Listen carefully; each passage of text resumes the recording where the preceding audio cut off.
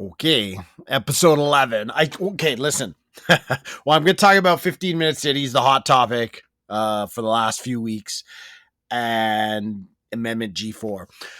But I'm going to say this: if as I'm trying to be more consistent on this, I'm going to turn this into like a real podcast. Like I'll put some fancy little music on the front end, and not just come in so rough and so boring and maybe I'm going to keep my plain white background, I think. I don't know. We'll see. But anyways, for those of you who aren't watching it, you have no idea. But yeah, so let's talk about the 15-minute city. And then like I said, I'll talk about Amendment G4 of Bill C21, essentially being defeated last week. But I'll talk on that a little bit. But the 15-minute cities, this is a hot topic for conspiracy theorists alike, as well as the general public. And I'm going to, this is, as always, completely unscripted, nothing written down, just going to wing everything off the top of my head here. 15-minute cities. Let's get into it. So let me preface this because there are friends of mine, like real life, not just like Instagram friends, real life friends of mine that would disagree with some of the stuff I'm going to say in here. That's okay. But what I am going to talk about is I want to remind everybody, and you can find this on my Instagram, many videos of me, even older than 2 years ago, talking about what their plan is to create smart cities, eliminate the rural culture, eliminate rural America, rural Canada, and have everyone in these smart cities. And if you choose to live in the rural communities that no longer exist, you are on your own. There is no police, there is no fire, there is no ambulance. You're on your own. And that's my belief. That's their goal. Am I telling you they're going to do this tomorrow or next week, next month, next year, 10 years from now? No, I'm not telling you. The one thing I want to preface this episode with is for all the doom and gloomers out there who you literally do nothing with your life other than doom and gloom and share in the misery, and you're in group chats on Instagram and Telegram and every other gram, and you're in there sharing on the misery and just fear mongering. I want to be very clear. Like, I'm the farthest thing from a fear monger. I'm a realist. Like, I know what's going on. And I think maybe some of the reason why I'm calm around it is because I'm relatively prepared. I don't think you can ever be totally prepared. I think there are people out there that make me look like amateur hour when it comes to preparedness. I don't think that I have all the answers or I have all the problems solved, but I'm prepared. I have peace of mind about what they're attempting. And I know what I believe, and I'm convicted in my beliefs, and I know where we're going. Me and my family, me and my friends, me and my community. I know where we stand, and I know how we come together if really terrible things happen. So I think part of the reason why I don't do that is because I actually have a plan. And I think most people, and not to hurt your feelings if you're this person, but I think most people that doom and gloom, it's because you don't have a plan. You don't have a solution. You just present problems all day long, and you never offer any solutions in your, like within your own life, not just publicly through your words, but you're not creating any solutions within your own life. And that's scary. And I would encourage you, I'm not trying to beat you up here. I would encourage you to, my message has been very consistent in that way, is to get that stuff in order. But, so yeah, I want to preface all those things knowing that I know what's going on in the world. I'm not awake. And it's funny. I've had a few people accuse me of me not knowing what's going on and me, I've had people just outright blast me and block me because they're like, you're just not awake. Well, and then they block me, right? They're not interested in having a conversation, and that's fine. Sure. I'm not awake. I don't care. Like, I really don't care. I think having a plan when things happen is more important than being able to say, see, look how right I was. Look, I told you guys. By the way, I'm fucking dying in a ditch right now because I never prepared anything in my life, but I was right. Good for you. You were right. I was prepared. So anyway, so I would pick preparedness for all you people. I would pick it over being right. So So my point is I know that they're trying to create smart cities. I've known this for a long, long, long time. Not an original thought. I didn't just conjure this in my brain. I put some pieces together and figured this out. But their goal is to create those smart cities. Like I said, I've been on record many, many times stating that's my belief. Long before I heard a lot of people speak that. Now, 15-minute cities. Okay, it's the talk of the town. And I'm from Edmonton, Alberta, right? That's, Edmonton, Alberta. That's the talk of the town because they're one of the first cities. I don't know. There's some article that about 19 different people sent me on Instagram about how Edmonton, Alberta is the first city to be blah, blah. I didn't read it. I don't care. I just don't care. I like the 15-minute cities. Guess what? They're not going to affect me in a negative way. They're not going to affect you in a negative way. So it's this has been like city planners have been like presenting this idea at least as far back as the 70s. So this has always been like a plan out of convenience. Now, like, am I saying there's no nefarious intent behind this? Like they don't have a plan? No, I'm not saying that. But a lot of what is being covered right now in the media, like they're just trying to create 15-minute cities in the sense that it's like everything that you need in your life is within 15 minutes of you. That's grocery stores. Like there's a Costco and a Walmart. There's schools, there's rec centers, everything. Like you can live in a giant city. For example, let's take Edmonton, which in all fairness, those of you who haven't been to Edmonton, although it's like right around 1 million people, I never know anymore. I don't know, like 1.4 million when you count the outskirts or the suburbs, and like 1 million when you don't. Let's call it 1 million for argument's sake. 1 million people in Edmonton. And I know people who are from Edmonton, they complain about traffic. And like, if you've never been anywhere else, Edmonton doesn't have bad traffic. Not at all. Neither does Calgary, neither does Winnipeg. Like, go to Toronto, go to Vancouver, go to many places in the world other than Edmonton and stuff like that. Edmonton doesn't have bad traffic. You can pretty much get everywhere in Edmonton from one point to another within half an hour. Like, you can. I know some of you can barely get from one point to another in Edmonton without causing 16 accidents because you're a retard, but it is what it is. I mean, Edmonton, Alberta has the worst drivers on the planet. Fact. And it's usually the cautious ones that are the problem. You don't brake when you're merging, you idiot. You speed up. You accelerate when you merge. You don't start to brake. You're like, let's start there, okay? And you use a signal. Anyways, this is not what this is about. I digress. So Edmonton, you can get around within about 30 minutes, pretty much anywhere you go. But what they're going to do is they're essentially going to make these 15-minute cities, and there's a map. You can look it up. Edmonton, Alberta, 15-minute city. You can find all kinds of articles. The information is there. They're going to make these small little communities within where you can do everything with it. Means you don't have to leave your 15-minute zone if you don't want to. This is not the Hunger Games, people. Relax. This has been part of city planning, like I said, for 50 years or more. So what they're trying to do is just create this out of convenience. Like I said, there is a plan for sure. They want people this is like the step to it. They want people to get comfortable with that, system. They want you set up in there. They want you to be, feel like you don't need to leave. And then potentially they're going to try to control certain aspects of it. And like I said, I know like with the smart cities, they're going to eliminate the rural world because you no longer need to farm the way traditional farming is, right? Because they can lab grow meat, they can lab grow vegetables, they can do all these things. So we actually don't need farming. We don't need that anymore. And they want to stop people essentially from going out into the rural areas, the open areas. They want to prevent that. We were designed to be that way. And I'll be honest with you, human beings, and I've said this many, many times, any of you who have been listening to me for a while have heard me say this, human beings were not meant to live in big cities. We weren't. I don't care who you are. I don't care what you believe. None of us were meant to live in big cities. We were designed to be in smaller communities of 500 to 1,000 people, kind of maximum.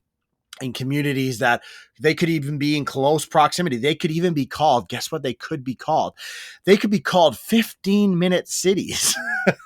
You fucking lunatics. It doesn't matter what they're called. Like, they could be called anything, but that's what we're designed to live as. Small communities with self-governance, with where we everyone knows everybody. There's a community aspect. Everyone helps her, but that's how we were designed to live. And we have all this wide open land that we're not utilizing because we all concentrate in these small little areas, and it's crazy. We weren't designed that way. You can argue with me. I don't care. I'm not going to argue. It's a reality. And so these 15-minute cities are out of convenience, and that's all they're trying to do. And they may eventually, use these to their advantage. But what they're going to do is they're going to block people. They're going to say, hey, get used to these conveniences. Get used to how easy your life is. I mean, clearly they've been doing it for many, many decades, but it's been on turbocharge mode and supercharge mode, and it's just full blown in the last 20 years. The conveniences. It was funny. I was just saying to my wife last night about how when I was a little kid, 30 years ago, when I was 8, 9, 10 years old, I remember when we go to like a hotel for like maybe my hockey tournament or something like that, kids would always want to order room service. It was like the coolest thing ever. Room service was incredible. But now today, room service is not special to a child, right? When you go to a hotel, because let's face it, their parents get room service all the time. Skip the dishes and Instacart and everything. Everything is delivered to your house. Like, they've got us used to these conveniences. Whereas I don't know about you guys listening to this, anyone who's in my age group, late 30s or into their early 40s or whatever, you could probably remember as a kid, like, food wasn't delivered to your house. And maybe you're different, but I think most kids, food wasn't delivered to your house. And if you ordered, all you could get was like pizza or Chinese food. So, those are the only real two places that I can recall that would deliver food. But a lot of our parents wouldn't pay for delivery, right? I'm not paying for delivery. I'm not paying for a tip. They'd go to the store, the pizza place or the Chinese restaurant to get the, are you allowed to say Chinese restaurant anymore and Chinese food? Or is that racist? I don't know. I'm going to say it anyway. I don't give a fuck. So, they would go to the store and pick it up because they wanted to save the $2 delivery charge or whatever it was in the 80s and 90s. And they didn't want to have to tip the driver because, $4 or $5, they just keep it. Now you got people paying $4.99 delivery fees and $4.99 or $4 convenience fees to the app, and then they're tipping the driver, and then they're also paying a 30%. When you look at Skip the Dishes, most of the product on Skip the Dishes is 30% higher because the restaurant has to pay Skip the Dishes 30% on top of it. So now you go buy $30 worth of food, and if you had went and got it yourself in the restaurant, it would have cost you $24 or whatever, $22, $24. Now it costs you $30, plus you pay a $4 delivery fee, plus you pay a $4 app fee, plus you pay a $3, $4 tip. Next thing you know, you're $20 higher than you should have paid for it. But we do it anyway. And the funny thing is, we're doing it when we're broke as fuck. The overnight rate continues to rise in Canada. The Canadian dollar is devaluing. The rates are going to continue to go up. Interest rates are climbing. Affordability is going out through the roof. Like it's, going to actual grocery stores to buy things, even like your dollar doesn't go anywhere. And yet somehow we still have these people. And I look at my traditional business, all my staff, I guarantee you, Skip the Dishes comes to my office. And I don't have a lot of employees. It's not like I have hundreds in there. We have less than 20 employees, and they're there 3, 4, 5, 6 times a day. It's wild. I'm just like, this is crazy. And the amount of money that gets spent on this, the conveniences that are being instilled in us so that, we get so used to these things. So if we were forced to but if I resist this, some things are going to get a little more difficult, right? And it's like you just go with it. And that's what they've been doing. They've been doing it on turbocharge mode for, like I said, the last 20 or so years, with technology, all these advancements. Technologies could have been here and it could have made things great, but Instead, it's being used to mold the world into the what they want us to be. And every single last one of us has become an idiot in some form. Like we've been indoctrinated. We follow certain things. We get in trances. We scroll on our phones. We do this. Like every last one of us does it. I do it. Like, you know, they have us, right. They got it's so funny. I was just making fun of my mom the other day at her house. She's sitting there with her phone she's getting mad at her phone. I'm like, what are you doing? She's like, the facial recognition doesn't work to unlock half the time. I'm like, hold on a second, Mom. I'm like, this is the same woman that's afraid to have her credit card information on the internet, like to buy things online. She's kind of gotten over it over the last few years, but even I'm talking 6-7 years ago, it was scary for her. This same woman that was afraid to put her credit card information on the internet, where there's a better chance your credit card information will get compromised at a restaurant or a local store than it will on the internet. She's using face identification. Like here, like, and I said to her, who pickled your brain? Like you're worried about your credit card information, but you're not worried about your face and your facial recognition on your phone. It just shows you like we've gone retarded, right? We've slowed down. That's to retard something means, is to slow it down. We've slowed ourselves down, and we're just like we're in this trance, and we're just stuck in it. And so yes, the conveniences are there. They're trying to take advantage of it. They're trying to and they will take advantage of it. And they're going to lock everyone into this, and they're going to say, okay, now we've made your life so beautiful and wonderful, and all these conveniences are here and everything else, and you have to comply. You have to do this. You have this social credit score. You have this microchip in your hand. Maybe you have to get this. You have to get that. I don't know what they're going to tell us, and none of you know either. Yeah, I don't know what they're gonna do to play ball in that. All I know is they're trying to do it, and they probably will succeed. So, what are you gonna do about it? Well, Brandon, I'm just gonna complain. I'm just gonna bring awareness. I'm just gonna keep complaining, and I'm just gonna keep bringing awareness. And then when it happens, I'm gonna tell everyone, I told you so. Look how right I was. But I'm actually just gonna be fucked, and I'm actually just gonna have to comply and follow the rules and get all the things because my life's a mess, and I never actually did anything about it. But I brought awareness, and I complained. Yeah, and I'm going to continue to complain and bring awareness, even though I comply.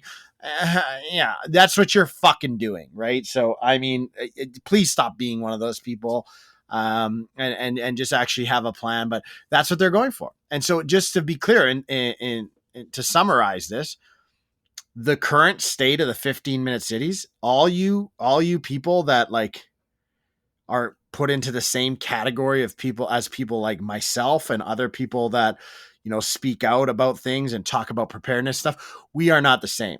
We do not believe that these 15-minute cities are as nefarious as you guys are all claiming it to be right now. You just have nothing else to fucking talk about.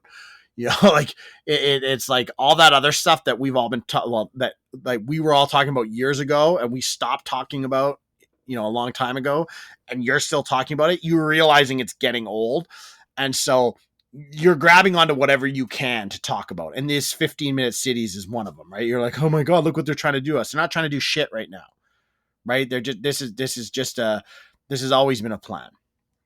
Is it part of the big plan? Yeah, but like, come on, guys, this is years and years down the road. So I like, you're making a big deal. You're turning this into something it's not right now, right? And again, I've confirmed. I agree. I know where they're going. I'm not stupid.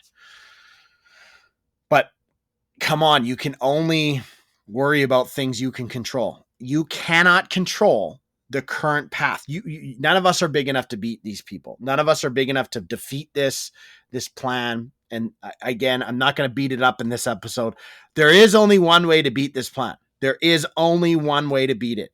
It's not bringing awareness. It's not speaking truth. It's not doing videos. It's not doing this, what I'm doing right now. You know, that's why that's why I really struggle with this. I'm just like, what's the point? Like, why am I giving my time? Why am I wasting my time? Like, you know, those that know, and they're already doing something. Those that don't know, will never know. They won't wake up, right? Like, so many of you think you're awake, but you're not, because the solution is to get yourself free from the system and help others get free from the system. And the closer we get to millions and millions of Canadians that are free from the system, financially, everything like that, when they try to implement these things, they cannot, because they can't control us when we're free from the system. Speaking truth and bringing awareness is not freeing you from the system. Fuck. Anyways, I've said my piece on 15-minute cities. That's where I stand. You can agree, you can disagree. Maybe what you say, maybe you were unsure, and now you have some concept of it. And you're like, oh, I kind of agree what he says, or I'm like, oh, I think that guy's an idiot. That's cool. I like either way. I'm good.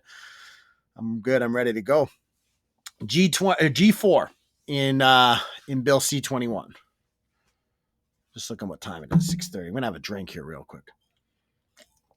G4, Bill C21. Okay, so it got defeated. I air quoted that for those of you who aren't watching the video. It got defeated last week, and by defeated means the Liberals withdrew the amendment because they knew they were taking heat and they weren't getting support really from anywhere. And they bombed it, and they're saying, I haven't followed too much of it, so I'm not, I just know through my brain what's going on. That, I know they said that, that it was essentially, it had to be removed because of the Conservatives were spreading misinformation and scaring people. Okay, sure. That's fine. Say what you want. But they withdrew the amendment because essentially what could have happened is, due to the amendment, when the amendment's introduced, if they try to push it through, that could cause the whole bill to be voted down. And if the bill got voted down, the bill got defeated, they have to start all over again. So it's kind of like, okay, we tried to sneak in this Trojan horse. We tried to sneak it in. It got caught. It got called out. It got attention brought to it. Awareness was brought to it.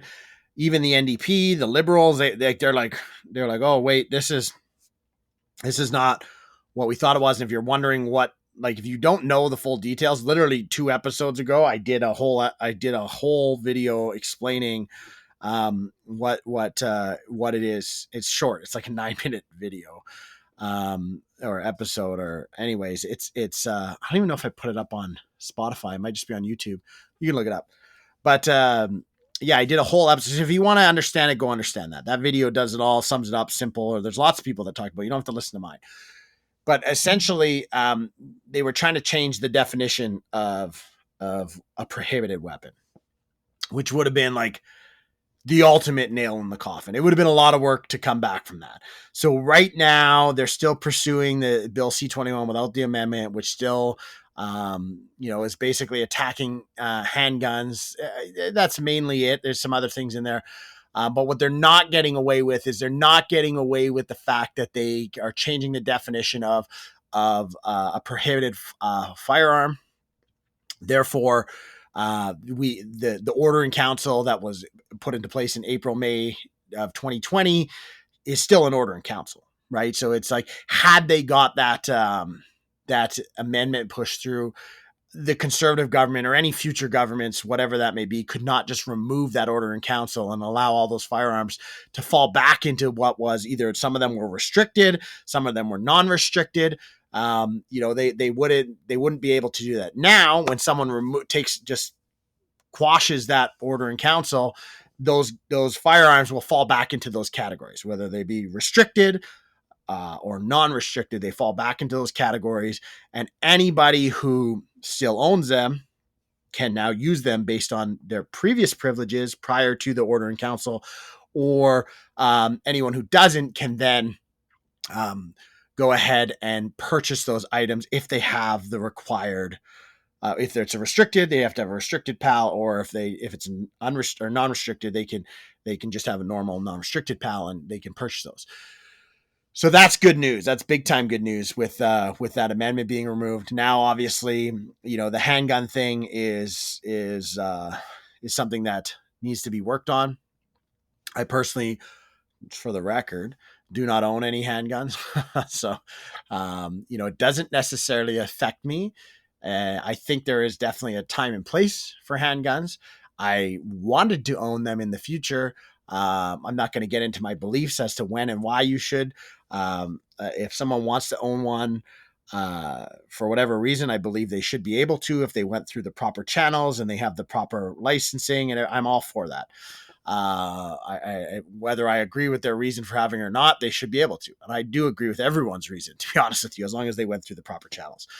So the handgun thing has to be targeted, but right now, that's what happened is we're in a position where the liberals are on their heels. They're actually losing ground. It's kind of a pushback. I think this is a big win because I disagree with a lot of Canada's firearms laws. I don't disagree with their permitting and their licensing. I don't. I think that certain things should be, like the fact that handguns. Okay, I guess I will get into it a little bit. If you live in a rural community and if you have a restricted firearms license, you should be allowed to carry your sidearm, your pistol, your handgun, whatever you want to call it. You should be allowed to carry it around holstered on your property. If you live out, you have a quarter section, you have 160 acres, and you're wandering your property, doing stuff, fixing your fence, whatever it is that you're doing, you should be able to have your sidearm on you. That's my belief. Weird things happen. Not just animals, other things can happen. Sure, yeah, you can have a rifle with you, yeah, on like a rack on a quad or side by side. But you could also be 20 feet from your quad or your side by side. So every time you're telling me you got to get off your side by side to go check your fence or fix something, you gotta carry it on your shoulder. And no, that's stupid. If you can holster it right there, you always have it on you. Something happens, a cougar shows up, a bear, wolves, who knows, right? Even coyotes aren't going to really kind of try to take it on. Neither are wolves, for that matter, and generally neither are cougars. But weird things happen. Also, there's people like I just think there should be some common sense. Would I be okay with open carried or even concealed carried in cities? Yeah, I would be, under certain circumstances, under certain, not just having the firearms license, but having proven training that how to handle one. You have to pass certain testing. I'm not going to get into what that testing should be and how capable you are. And you should have to renew that every year or two if you want to, open or conceal carry. I believe that should be allowed, personally. And, a lot of people say, are you okay with knowing that there are people out there with them? I'm like, yeah, there's people out there with them right now walking around the city with them illegally. So yeah, I'm perfectly okay knowing that people are out there walking around with firearms that have proper training, that have the proper background checks, that know how to use them to protect other people, or the same reason I would be carrying one if that was an available option. 100% I would go through the training and the testing, and I would show up. And I don't give a shit if it costs $500 every year. I don't give a shit if it costs $5,000 every year. I'd go and I'd do it and I'd have it, and I wouldn't open carry it because I think you make yourself a target. I would conceal carry it so nobody knows. Yeah, and I would be in a position to protect myself, my family, and other people when situations arise that may require that. Again, that comes down to proper training, right? And crisis training, and someone who doesn't panic in a situation, someone that has de-escalation training, right? And you're like, well, the civilians don't have that stuff. Well, that's what you should have if you want to carry that. Because to be honest with you, there's a lot of police officers, and I'm a big police supporter. Remember, those of you who know, my father is a retired police officer. I almost followed in his footsteps. There are many police officers. I wouldn't say many. There's enough police officers out there that don't know how to de-escalate a situation, that don't know how to handle situations, and they create problems, right? So just because you're a police officer or in the military doesn't mean you know how to have the proper training, even though you've received it. So I'm a believer of those things, but most certainly in rural communities, I'm a big believer in that. Like, you should be allowed to do that. Simple. Like, what's your argument? What is your argument that John the farmer who lives 100 kilometers from anything with a population of 5,000 or more people is out in his field and he has a handgun holstered? What is your argument that shouldn't be allowed? I'll fucking wait. I'll wait for you to try to common sense your way through that one, dum dum. Like, but that's the thing, is that it's very black or white in Canada. There's no common sense thought process. And so I think a lot of things need to change. Do I think those things are ever going to change? No, I don't think they're going to change.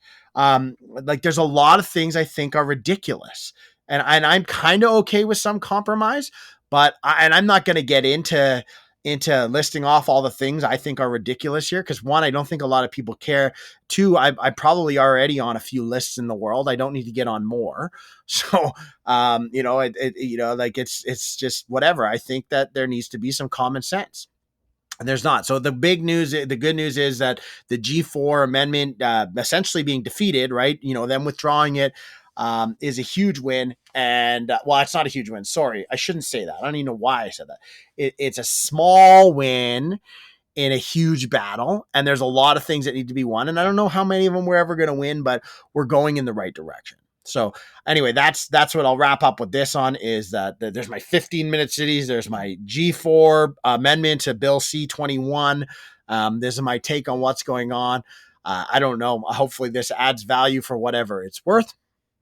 If you like this, or you feel it adds value, or like any of my episodes, please share them. Like I said, I'm gonna try to be more consistent on this stuff. I think there's more value in this. If anyone has any requests or things they'd like me to talk about, subjects to talk about, if I have knowledge in that area, I will. If I don't, I won't. I don't talk about things I know nothing about, unlike a lot of people in the world. If you know someone that, it'd be fun, you think me and them would be cool to sit down and shoot the shit and do this, I'd be happy to do it. Don't list any famous people, because none of them want to talk to me. So, only talk about people that are willing to come on and chat with a nobody. And I'd be happy to do that. But yeah, if you like it, share it. If you have questions or anything, the best way to reach me is on Instagram at BRASMY. That's the best way to get me, is there. And as I get more consistent, I might make other options of contacting me. But anyways, hopefully this added value, and you guys will. I'll start talking shit again here sometime soon. I'll be either yelling at my phone on Instagram or on here doing my thing.